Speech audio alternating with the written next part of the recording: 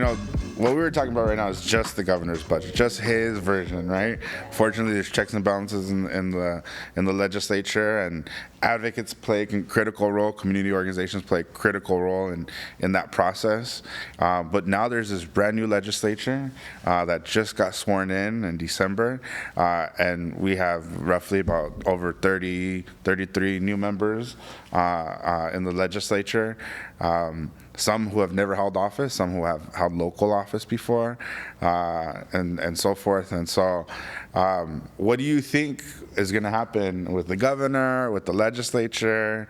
And I'll just start off by saying, given it's my issue area, so advocates in the immigrant rights space was saying, like, yes, like, thank you for the continuing investment for $75 million for the immigration legal services, but we also need more because of the incoming administration. And so the Senate has kind of heard the calls from advocates, and they're proposing $25 million to ensure that immigrant Californians are able to be protected when it comes to wage theft, for deportation, defense, and detention, representation and detention. What are some of your thoughts about the new legislature? So for me, I think in terms of the budget, the governor has an upper hand, right, in negotiation, because he's negotiated a number of budgets across a number of years. So that's a plus on him, for him to be able to have that experience. And in many ways, like this new class may need to figure where they want to push back or not push back. In terms of their own priorities. I think within on the Senate side, you have an experienced pro tem, right, who's negotiated budgets or helped negotiate budgets in the past. So the Senate has that. The Assembly, has the larger majority of these members. I think figuring out, Speaker Rivas is going to have, his work cut out to figure out what all the his caucus's priorities are, and how he's going to cobble all that stuff together. That again, if there's a theme for me, it's like a lot of question marks to certain things. Hey, the Juan over here, Mr. Riddler over here. Come in a green suit next time. But I think it's going to be that. It's for the speaker and the assembly. I think that's a question mark waiting to be seen, what they prioritize, and how Speaker Rivas decides to, move that caucus forward. I don't know that I'd want to be a legislator right now, coming in brand new. You got to fight. So, like, Southern California, has gone through this huge emergency. We're going through it right now.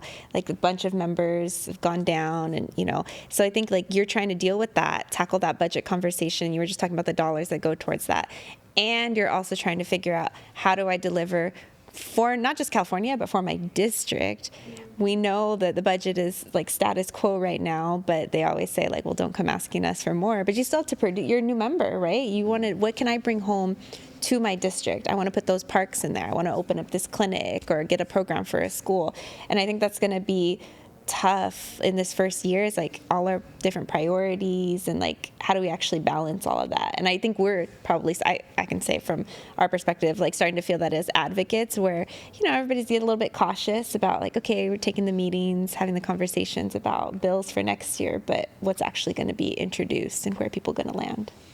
And it's really interesting to see who's being real bold and who's not gonna, who's introducing legislation that is this is gonna pass, it's gonna take some time, but this is a priority for them. But it's not as bold and as big as other pieces of legislation for freshman members, and so that's always cool. That's always cool to watch. I think when I worked in the legislature, I only worked for new members, so it's also that time to get to know who they are as a state rep, because they might have this profile as city council or school board member, and those were all their priorities, but there's just a plethora more of priorities and pieces of policy that they're going to have to vote on one way or another. Yeah, and I think to your point, Rita, there's a big vacuum in like champions in particular issue areas, right? You saw over the last 5 years, members who, you know, I'll speak for the environment. Like we knew who our champions were. Yeah. Like we a we great knew how point. they were going to do us a solid and you know, introduce certain bills or vote a certain way. Like we had a lot of that stuff locked in, and this is I think not just for the environment, just across the board for every sector. There is a vacuum in that, and there is going to be a lot of jockeying and not enough issues potentially for those members to be champions of that, to be the leader of that, right? And so that shuffling is going to be interesting to see who takes up certain mantles and is going to be known as, you know, the climate legislator, or, you know, the health, or like particular programs, particular issues. So that's a whole new revamping that's happening. That's such a good point. What is I'm not the sports person, but like the rebuilding year that we're going through, and not just with members, but with staff too. Like, shout out to the staff who hold it down. Shout out to staff. Shout out to staff. Shout out to staff who hold it down for your bosses and your offices. But, you know, at the end of the day, like, the members they come and go, right? We have their term limits. It's, you know, that is what it is. But I feel like in addition to needing to educate a lot of new members and start from scratch on like the history of where we've been and what's been introduced and why it did or didn't work and all of that, I feel it a little bit on the staff side too. Like a lot of folks who, you know, I worked with, or I'm like, oh, I didn't realize like you don't work in the Capitol anymore, or it's like a new generation, which is beautiful. Yeah. I'm all about that. Love to see it. But it's also that institutional knowledge where we have to work as advocates to bring not just the member, but the staff who's doing the legwork into the fold and really build, you know, in some cases I'm thinking about it as like, how are we building the next generation of advocates? Because so many Capitol staff end up leaving the Capitol eventually and coming into the advocacy space. So it's an opportunity for us to like build out that expertise in people. Yeah, totally. It's and we have to remember that this legislature that's in now is what we're going to be seeing for the next 12 years, right? This is the next decade of legislation and budgets and things like that, and priorities. This is the class for the most part. And so having that early education, not just with members, but with staff who are oftentimes are really brand new, have not been part of this, you know, process, is just as important as almost anything else that we're doing, because oh man. And it's part of our learning curve, right? Trying to figure that out. And then once we think we kind of get it, it's going to be like another shuffle, right? I feel like I was really learning like this last wave of class, the new class, right? And now here we have another 30 or so, right? I don't recognize some of the members that if I see them across, unless I That's the next podcast. We're going to do a recognize quiz. all of them. Juan. Yeah, all of them. I'm not walking the halls with and I you. will tell them the same thing. Really, Wow. I'm sorry. Juan, they're the most important people. Wow. Their jokes are so funny too. Well, I like how you laughed harder too. I think for advocates, it's like we also have to reset, because in the conversations other advocates are having, or you know, that I'm in the spaces with, they'll be like, do you know that they don't want to do this, or they only want to do this? And I was like, yeah, they haven't been here for the last 12 years, and you're still thinking of the last class. I was like, you got to meet them where they're at. You know, they're not as bold just yet. You know, and I think that's going to be an interesting factor when it comes to legislation and policy and the budget. Yeah. But then in 2 years, we're getting another governor, you know? Yeah. And then Layering that's on top of that. that's the other learning curve. Yeah. Like last year's legislature fought Newsom on the deficit, right? They said, that's nice, but there's certain programs we want. well, let's see how much pushback this new legislature gets. Because a lot of them were OGs that like led in that fight, and then they're gone, right? Because they're like, what do we have to lose? Yeah, I wonder who's gonna step up, and really be like, I'm here and I'm gonna make like my claim, right? So what are other things that advocates are saying about this year? What are y'all going to be working on? What are other advocates going to be working on as we talk about, so the process is that the legislator, the senators and the assembly members, they actually got told this year to limit the bill amount that they introduced. I love 15 that. bills? I think that's where they landed. I don't know. I'm getting all mine introduced, so I don't know how many what the bill limit is. No, I love that for us. But, we don't have limits. yeah, they do. But so what's going on out there? What are your fellow advocates telling you? What are you hearing from community organizations? What are they going to be proposing this year?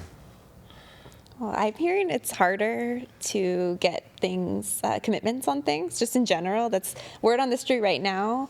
So, TBD to this point about like what gets introduced, what people want to prioritize. But in terms of priorities, so let me also just say LCHC, for short, Latino Coalition for Healthy California. We're a little over 30 years old, and we are an organization that's really, our North Star is that Latino-Latina health equity, right? We want to make sure that when we talk about healthy communities, that there are no barriers to Latina communities accessing services, accessing general health care, that we can thrive and have, good health outcomes just like everybody else.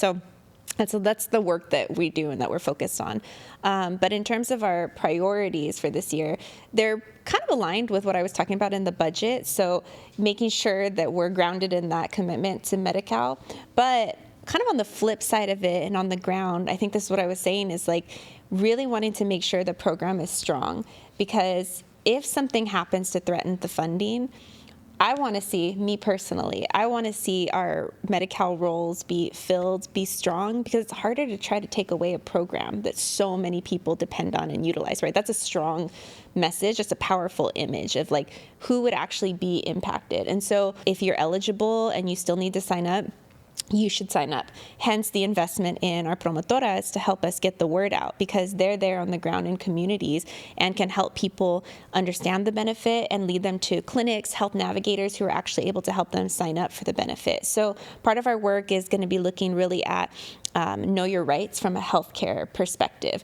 Understand what you have access to today. If you're a DACA recipient, regardless of what's happening right now with the expansion of the ACA for DACA recipients and the lawsuit, in California, you can still access those benefits through the ACA because of just, we weren't part of that lawsuit as the 19 states that challenged access for deferred action folks to have access to the Affordable Care Act exchange. And so, that is something I don't know if everybody knows. So Medi-Cal, right? DACA recipients have access to the health exchange in California. Let's get that out there. Let's also talk about the fact that, at least as of today, as of the taping of this podcast, there are limits to where ICE and CBP can be. They aren't allowed to go into hospitals or clinics and pull people out from their beds and care. Same with schools and with courthouses, and making sure people understand that today. Public charge was something that we saw happen under the first Trump administration, and that was a policy change at the federal level that basically put the target on the back of anybody who was using a public benefit. And if you were using these specific lists of public benefits, there was the possibility that that could keep you from adjusting your status if you were undocumented trying to get a green card holder to becoming a citizen, right? And so we're saying, as of right now, that does not exist. I'm sure the Trump administration is going to want to bring that back. But people need to have this information so that they can decide for themselves and their families, what course of action they want to take. They need to have the full information to be able to decide, how they want to invest in their health or not. And so our organization is working to try to put that information out, like I said, using the promotoras to get the word out. We're also pushing on the federal flexibilities. We love that it went through June of 2025. So that goes back to that just ease and being able to continue your Medi-Cal coverage without having that administrative interruption. But ideally, we would love to see that just all year, all the time. Like, what is it that keeps California or any state, like, why do we have to have these administrative hoops and barriers? It does cost money, but you get people who have a guaranteed access. If they're on a benefit, they won't lose a benefit. And so we're going to keep an eye out on that and figure out, is that a bill? Is that a budget play? I think, for people who are listening to this too, the priorities are always that question of like, is it a bill?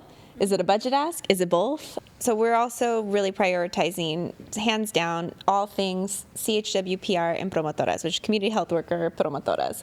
And when I say all things, I talked a little bit earlier about in the budget, making sure they get fair wages, so that rate increase that we actually had in the last budget, but politically was taken away through a proposition, through Prop 35. And so really trying to reclaim that. But the other thing that we actually are going to be looking at legislation for is that under Medi-Cal, actually you can use a promotora, and clinics and things can bill for the use of promotoras, but there's not a lot of transparency about how often promotoras are utilized under Medi-Cal. When they're summoned, what they're tasked to do, what is the profile of who that promotora is in terms of where they're located in the state. And so we're going to be working to try to get some clarity with like an annual report that really shows, like, are we using the benefit? Are we underusing it? Because we know it's needed, and so we're just trying to pull that data. LCHC has done a lot of data work. We just had a bill this past year to actually bring in data to disrupt the word Latino, Latine, to include indigenous individuals, because not everybody identifies as Latine. So this is that second step in the data work that we've been doing: data transparency, data justice, all of those things. So, Juan, the governor is at the forefront often with the environment. What are some of the things that the advocates are talking about this year? It's implementation, right? Implementation of the bond Prop 4 and how that's going to get rolled out. Part of the bond had explicit language of 40% of the funding to be used in areas and communities that had been mostly disadvantaged and disinvested on for a number of years. So, making sure that we build equity into that. But the question is, how is that going to be implemented, right? So that's going to be a component of that. The other component is the outside of the bond is extreme heat funding. One of the things that we didn't see in the bond it was a significant investment in extreme heat. And so certainly for our organization and also many other environmental justice organizations that we're working with, we're going to be looking at in advancing how do we get extreme heat funding into the budget, because fire is going to be ongoing. But then we have extreme heat, right? Events. Extreme heat is probably one of the deadliest climate events that happens that kills more people than almost any other natural disaster. It's a silent killer, and so we need to continue to invest in some of those things like resiliency centers, right? And for us, helping to build green schoolyards and looking at revamping and throwing out the old school model of having asphalt playgrounds and tearing up that asphalt and putting more trees, creating more canopy, creating more green space in those playgrounds. And then the other one is cap and trade, right? The cap and trade investment. One reauthorization is going to, that's something that is starting to be discussed a lot more. But then the actual investments, that's going to be another component of a big fight that we're going to be seeing, and how those monies are allocated. Because one of the things that we're seeing over the last several years is that there's a lot of reverting back from general fund dollars that were allocated to the surplus and backfilled with the the greenhouse reduction fund, and so we're seeing more of that. And so the question is, what is that new investment plan going to fund in this coming year? And right now, how it's planned right now, it's still the same as last year. And so, what are the new things that are invested, or the same things that are invested in? So we're going to be having that discussion in the legislature as well. So those are some of the big priorities, and then just looking at keeping an eye on what is the funding for fire response and recovery, and how does that community rebuild again? And Carol, so education, we know that there's a lot more to it than just what's in the governor's budget, what advocates are going to be advocating for in the budget. So what's going to be on the forefront of policy this year in 2025 for education? Yeah. I feel like when Rita talked about, what's going to happen also at the federal level and how that impacts health, I think that's something that we're seeing right now with students applying for financial aid, right? There's a lot of students who are choosing not to apply for financial aid, and that's limiting their ability to get Pell Grants, which in turn would financially support their college pathway.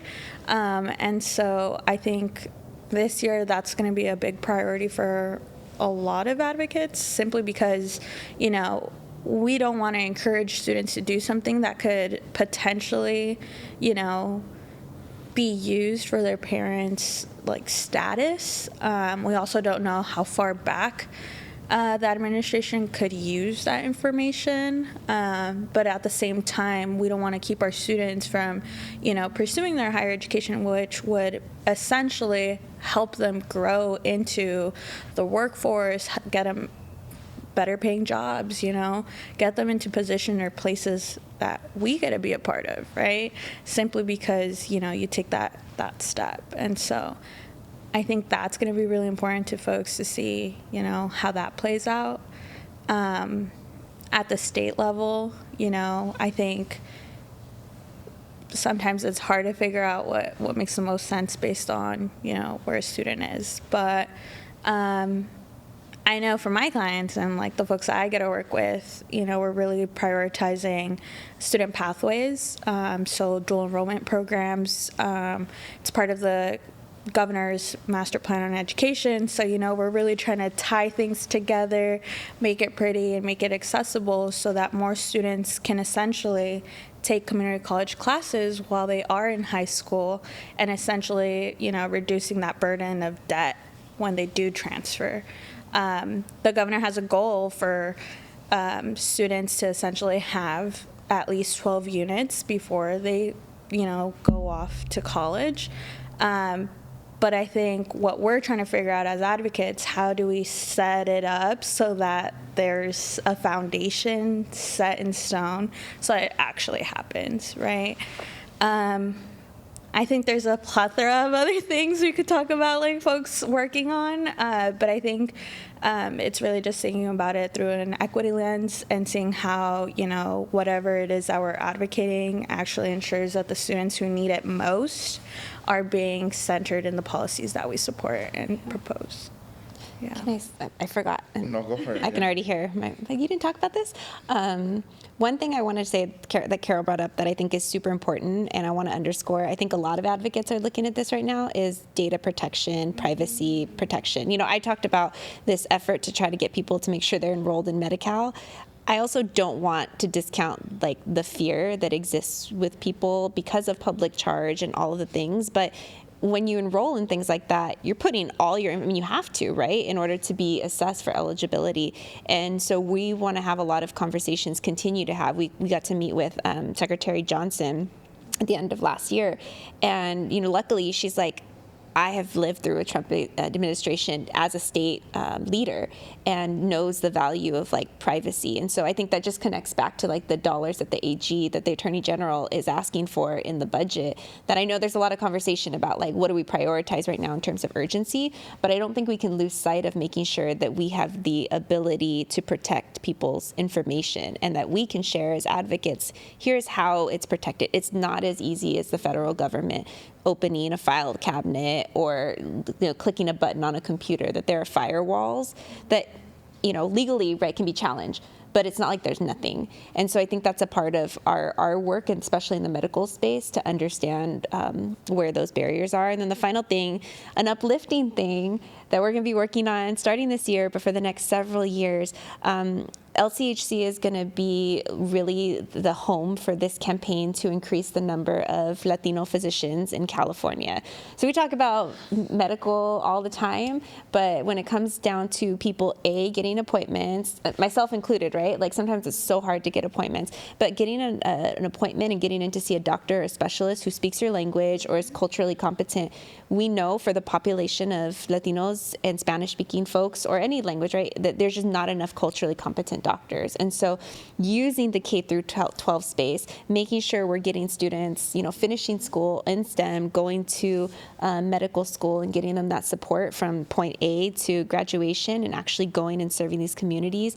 We're going to be taking on a multi-year effort that's going to have a lot of different levers. There's 11 initiatives to grow that. And so hopefully it's not going to be overnight, but at the end of the Trump administration or in the next 10 years when we have a brand new legislature, we'll also have a huge new crop of doctors to serve our community. So shout out to doctors. And having a cultural competent doctor is so important.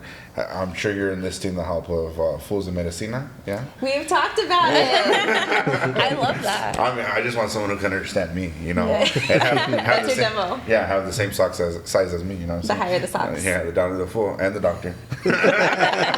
And I think it's important. Like, I think a lot of folks are thinking about January 20th and what's going to happen with this new presidential administration, but the affirmative stuff that we're doing, is really important. The things that we're like, yes, we're gonna protect, and we're also gonna push. Like, there's no rainy cloud over me because our communities are resilient. Some of the things that immigrant advocates, when you say immigrant rights in California, when you're working on state legislation, it's education, it's consumer protections, it's everything. So, I think folks are really going to focus on trying to provide more bilingual educators with actual really good curriculum, that when there's like dual enrollment or dual immersion programs for students who are learning a language, an API language, because in Spanish there's a lot of support, but in Vietnamese and other languages there's not as much support there. Yeah, and so, I wouldn't say that there is a lot of support in Spanish either. True. I think we can do a lot better as a state. The governor included money for teacher recruitment. But it's also how are we retaining those Spanish speakers? How are we retaining those other teachers that are making a difference? Sorry, I didn't mean to interrupt, but it's there isn't enough teachers as a whole, but representation matters. Absolutely. I think that's what we're trying to hone in on. No, I think it's more so as how can we increase the amount of services that students deserve, that those communities want and need because they voted for them and they told their legislator to go to Sacramento and provide access to certain languages because that's what the community represents. And so I think that's important. In general, last year consumer advocates had an excellent year under Newsom. It's easier for you now to get out of the subscription that costs too much money because of legislation that he signed that was authored by Assemblymember Schiavo. And so I think folks are going to build off of that. People are going to try to provide more renter protections, especially with gouging going on, or potential gouging, and so forth. And, I think it's going to be a real nexus of how do we increase language access and protections in some of those spaces as well. So I think consumer advocates are just going to continue the momentum of what was so positive last year, but also because there's not going to be as much support from the federal side of things. So That's our. We could tape a part 2 post January 20th. Yeah. Oh no, we'll be coming back. But that. So I think that's it. Any closing words, thoughts that y'all want to share with folks who might be listening, whether they're an advocate or just a community member trying to understand what's going on in Sacramento? Get involved. Like, that's I think the easiest thing. I think oftentimes that people may feel powerless or like throw their hands up in some cases, like, well, what am I gonna do? Like, your voice actually matters, right? People's voices actually matters.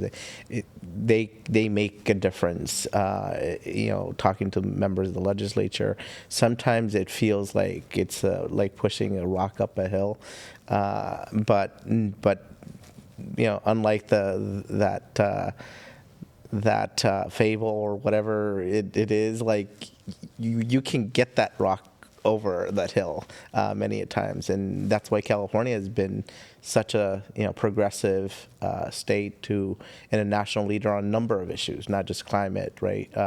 So those voices matter. Yeah. Definitely +1 to that. This conversation, first of all, this gave me energy. Thank you, because this week has been tough. So this is nice being here to chat with everybody. But I like second, third, and fourth that. I mean, I think about, I started at the beginning talking about Health for All. And how it took 10 years to finally get this full Medi-Cal expansion. And that was because of the hundreds and hundreds of people who showed up to rallies, who came and shared their story at the Capitol. And I think one thing that I feel, you should tell me if you all run into this too, when we bring community or when community comes into the Capitol, everybody's nervous. I get nervous. I don't like talking to legislators. Like, staff, I'm a little more comfortable, but they get nervous. And I see people trying to go over our stats and our data, because we'll give them the fact sheet, we talk about it, but they're like, I don't know this number. You don't need to know the number. You don't need to know what billion, what technical, whatever. You're your expert. Yeah, that's for us to know. You're your expert in your story, and everybody has a story. Your lived experience point you talked about, like, that's what your expertise is. We cannot tell your story the way you can tell your story. And I think to this point about, like, get involved, make sure you're sharing that story with the legislator, with their staff, with the governor if the opportunity presented itself, because you never know what nugget is gonna seep in, even if it takes 10 years. You are part of chipping away at that. And so I just want to anybody who's even thinking about it. Yeah, I think you bring up a good point, Rita. I think folks can really get involved at the state level, but I think folks could even get involved locally, whether that's serving on a commission, volunteering for a committee, a nonprofit, elevating your voice, your testimony, bringing people together. And I think people forget how much power there is in, making a difference locally. And I think something I'm really excited about this upcoming year is a bill that I've been working on with a whole coalition of folks on trying to expand transparency on gubernatorial appointments. And this year we're hoping to expand that to legislative appointments. So, the state legislature has the ability to also appoint people to other boards and commissions. And so, I think it's important to know who's on those boards, and it provides other advocates or people in communities to figure out maybe who's missing at the table. And so I'm really excited for that. And then I think it also plays a role into the importance of representation, right? It's important for us as Latinos to be in the Capitol advocating for policies that we relate to our lived experience. And so that's a bill I'm really excited about, but I think it also plays to how important it is to use our voices at every level of government. Well, thank you, everybody. It's been amazing to talk with you in this formal setting. I know we're all going to go get tacos afterwards or something because you're all my friends, but appreciate it. No, you are. The healthy one is. Thank you, everybody. Have a good